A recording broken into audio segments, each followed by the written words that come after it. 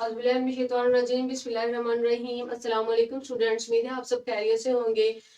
और आज अब हम टॉपिक स्टार्ट करने जा रहे हैं उसका नेम है हेंडरसन्स इक्वेशन। ठीक है, हेंडरसन्स इक्वेशन भी इसे कहते हैं और ये फॉर्मूला होता है जो हम बफर का टॉपिक हमारा कंटिन्यू है उसमें हम लोग बफर की अगर पीएच की वैल्यू फाइंड करनी हो तो उसके लिए हम लोग हेंडरसन्स इक्वेशन को यूज करते हैं। तो पहले मैं आपको इक्वेशन बता देती हूँ कि इक्वेशन क्या है। अगर हमने पीएच फाइंड करनी है तो उसका फॉर्मूला है pH is equal to p K a plus log concentration of salt over acid. क्या है? Concentration of salt over acid. इसी तरह अगर आपने फाइंड करनी है पीओएच सिस्टम की फाइंड करनी है तो पीएच का फॉर्मूला होगा P K B plus log concentration of salt over base.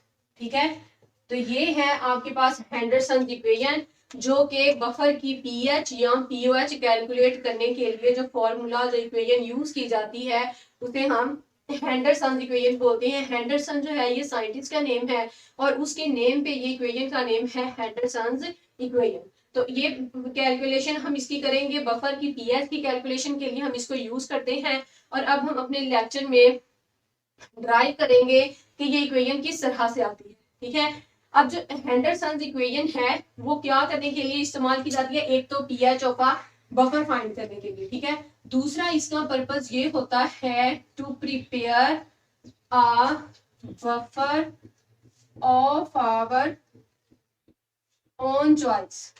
यानी कि अगर हम लोग अपनी मर्जी का कोई बफर तैयार करना चाहते हैं तो हम उसको हेंडरसन इक्वेशन को यूज करते हुए प्रिपेयर कर सकते हैं। वो कैसे प्रिपेयर कर सकते हैं? हमारे पास जो है वो साल्ट ओवर एसिड आता है, पीएच में साल्ट ओवर बेस आता है, तो हम एसिड और साल्ट की कंसंट्रेशन को चेंज करते हुए हम पीएच को चेंज कर सकते हैं। यानी अपनी मर्जी का बफर तैयार कर सकते हैं कि ये कितनी पीएच में चेंज को रेजिस्ट करेगा। इसी तरह हम लोग अगर पीओएच चेंज करना चाहते हैं या हम अपनी मर्जी की पीएच का कोई बफर बनाना चाहते हैं तो हम क्या करेंगे? हम साल्ट और बेस की कंसंट्रेशन को चेंज करते हुए अपनी पसंद की पीओएच का बफर भी तैयार कर सकते हैं। ठीक है, तो ये हेंडरसन इक्वेशन है और इसका पर्पस, बेसिक पर्पस इसका क्या है कि हम एक तो बफर की पीएच कैलकुलेट कर सकते हैं, दूसरा हम लोग अपनी पसंद का, अपनी चॉइस का बफर इसमें तैयार कर सकते हैं। ठीक है, तो अब हम इसकी कैलकुलेशन करते हैं। कैलकुलेशन मैं पीएच वाली इक्वेशन की करूंगी।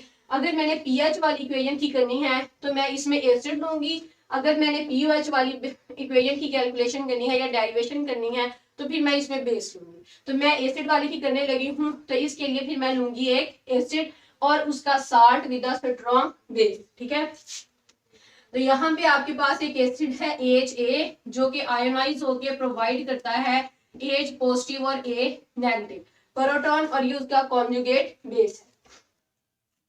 इसी के साथ हमने लिया हुआ है इसका एक साल्ट। अब साल्ट कैसे बनता है? साल्ट बनता है कि जब हम एसिड को बेस के साथ रिएक्ट करवाते हैं। किसके साथ रिएक्ट करवाते हैं? एसिड को बेस के साथ। जो बेस है उसमें से पॉजिटिव पार्ट आता है और जो एसिड है एसिड में से नेगेटिव पार्ट आता है। तो ये होता है Na पॉजिटिव और A नेगेटिव। ठीक है, तो यहां से फिर ये भी आयोनाइज होकर हमें क्या बना के देगा? Na पॉजिटिव और A नेगेटिव। अब अगर हम इसके लिए आयोनाइजेशन प्रोडक्ट की वैल्यू लिखते हैं या आयनिक प्रोडक्ट की वैल्यू लिखते हैं या हम एसिड्स के लिए क्या यूज करते हैं? Ka हम यूज करते हैं। ठीक है, dissociation constant of N acid. हम उसकी इक्वेशन लिखते हैं तो इसकी इक्वेशन होती है product of the concentrations of the product to the product of the concentration of the reactant. तो हम ऊपर लिखते हैं H पॉजिटिव और A नेगेटिव यानी प्रोडक्ट्स और नीचे हम रेशियो में लिखते हैं एसिड HA। अंडरस्टैंड? उसके बाद हमने यहाँ पे वैल्यू निकालनी है पीएच की, यानी H पॉजिटिव आयन जो है हमें इनको एक साइड पे करना पड़ेगा और बाकी इक्वेशन को दूसरी साइड पे। तो अगर हम इनको इस साइड पे रखते हैं या हम इसको इधर लिखते हैं तो ये जो वैल्यू इधर मल्टीप्लाई और डिवाइड हो रही है वो उधर जाके क्या हो जाएगी? मल्टीप्लाई हो जाएगी। ठीक है, Ka into HA divided by, और A नेगेटिव उधर मल्टीप्लाई हो रहे हैं तो इधर आके डिवाइड हो जाएंगे। समझ आ रही है ना? अब उसके बाद हमने क्या करना है? दोनों साइडों पे जो पीएच है पहले ये जहन में रखेंगे किसके बराबर है? लास्ट लेक्चर में भी किया था, negative log of hydrogen ion concentration. तो इसका जब हम लोग नेगेटिव लॉग लेंगे, अब H पॉजिटिव तो हमारे पास है, तो हमें किसकी जरूरत है, लॉग की और माइनस साइन की। तो हम सबसे पहले इसका लॉग लेंगे, दोनों तरफ अगर हम लॉग ले लेंगे तो log H positive that is equal to log Ka into concentration of acid over concentration of salt. ठीक है, अब उसके बाद हमने क्या करना है, अब लॉग की एक प्रॉपर्टी होती है, वो प्रॉपर्टी क्या होती है कि अगर दो क्वांटिटीज मल्टीप्लाई हो रही हो अगर दो क्वांटिटीज मल्टीप्लाई हो रही हो तो लॉग की प्रॉपर्टी ये होती है कि वो दोनों क्वांटिटीज को क्या कर देता है, ऐड कर देता है। ठीक है, यहाँ अगर दो क्वांटिटीज ऐड हो रही हो तो हम उनको प्रोडक्ट में लिख सकते हैं। तो यहाँ पे अगर आप देखें तो ये जो दो क्वांटिटीज हैं ये आपस में मल्टीप्लाई हो रही हैं, तो इनको हम किस में लिख देंगे, प्लस में लिख देंगे। तो यहाँ पे हम क्या लिखेंगे, log H positive that is equal to log Ka plus log concentration of acid over concentration of salt. अब मैं इसको कंसंट्रेशन ऑफ साल्ट क्यों बोल रही हूँ, हालांकि ये तो एसिड की आयनाइजेशन से बना था, लेकिन क्योंकि साल्ट में A नेगेटिव की कंसंट्रेशन ज्यादा होती है, ठीक है, तो ये साल्ट से भी बन रहा है, इसकी जो ज्यादा मिकदार है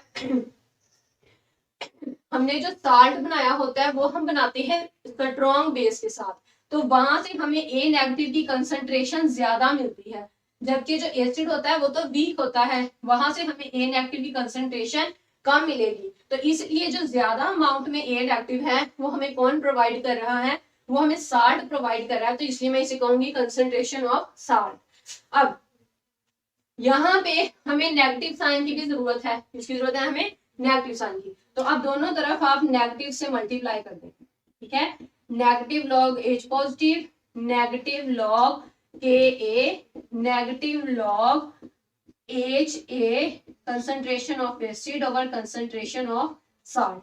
नेगेटिव लॉग H पॉजिटिव किसके बराबर हो जाएगा, pH के बराबर हो जाएगा, किसके बराबर हो जाएगा, pH के, और नेगेटिव लॉग Ka जो है वो बराबर हो जाएगा pKa के, किसके बराबर हो जाएगा, वो pKa के। उसके बाद ये हो जाएगा नेगेटिव लॉग, इसको हम लिख सकते हैं कि ये किसकी कंसंट्रेशन है, एसिड की कंसंट्रेशन है, और A नेगेटिव किसकी कंसंट्रेशन है, सॉल्ट की कंसंट्रेशन है। ठीक है, बात समझ आ गई है।